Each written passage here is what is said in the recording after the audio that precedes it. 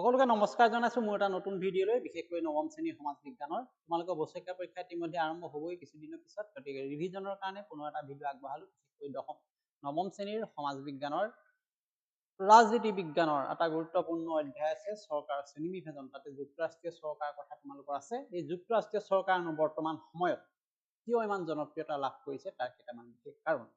অন্যথা আমি এই ধৰণে ক'ব পাৰোঁ যে যুক্তৰাষ্ট্ৰীয় চৰকাৰ এনেকুৱা কি গুণ আছে যাৰ কাৰণে বিভিন্ন বিশ্বৰ ৰাষ্ট্ৰসমূহে এই চৰকাৰখনক গ্ৰহণ কৰিবলৈ সক্ষম হৈছে যুক্তৰাষ্ট্ৰীয় পদ্ধতিৰ চৰকাৰ বৰ্তমান কিয় জনপ্ৰিয় হৈছে উদাহৰণসমূহ আমি চাওঁ যুক্তৰাষ্ট্ৰৰ কিছুমান বৈশিষ্ট্য আছে যিবিলাক অতি গুৰুত্বপূৰ্ণ ইয়াত বিশেষকৈ ক্ষমতাৰ বিকেন্দ্ৰীকৰণ হয় কেন্দ্ৰীয় চৰকাৰ আৰু অংগৰাজ্যসমূহৰ মাজত চৰকাৰৰ ক্ষমতা ভাগ বিতৰণ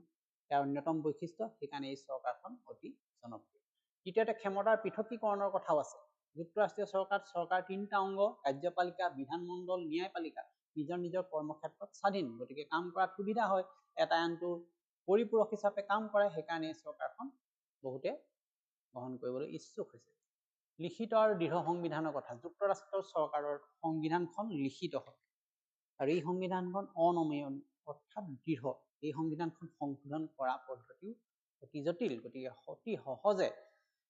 কোনোবা চৰকাৰে মন কৰিলেও সংবিধানখন সলনি কৰিব নোৱাৰে নিজ ইচ্ছামতে গতিকে এই ক্ষেত্ৰত এই চৰকাৰখন বহু ক্ষেত্ৰত আগবঢ়া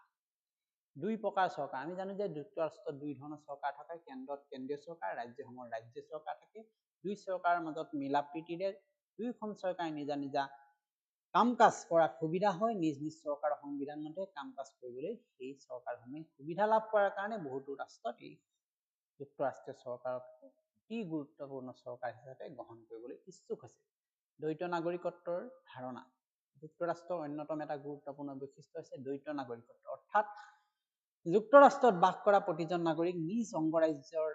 নাগৰিক হোৱাৰ লগতে সমগ্ৰ দেশখনৰ বা সমগ্ৰ যুক্তৰাষ্ট্ৰৰ নাগৰিক হয়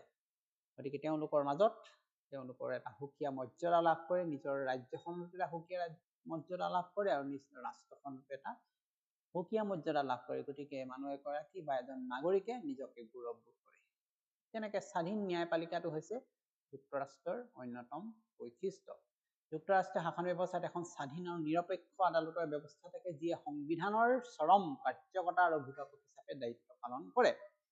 আৰু এইবিলাক কাৰণেই কি হৈছে সমগ্ৰ বিশ্বত বৰ্তমান এই যুক্তৰাষ্ট্ৰীয় চৰকাৰ অতি জনপ্ৰিয় হৈ উঠিছে গতিকে আজি আলোচনাটো ইমানেই তোমালোকে মোৰ পেজখন ফলো কৰিবলৈ নাপাহৰিবা পংকজবৰাৰ নামত আৰু মোৰ ইউটিউব চেনেল যেটো আছে জ্ঞান সাগৰ সলিউশন নিশ্চয় তোমালোকে সাবস্ক্ৰাইব কৰিবা এনেকুৱা ধৰণৰ ভিডিঅ' পাই থাকিবলৈ অতি আজিলৈ আহিছো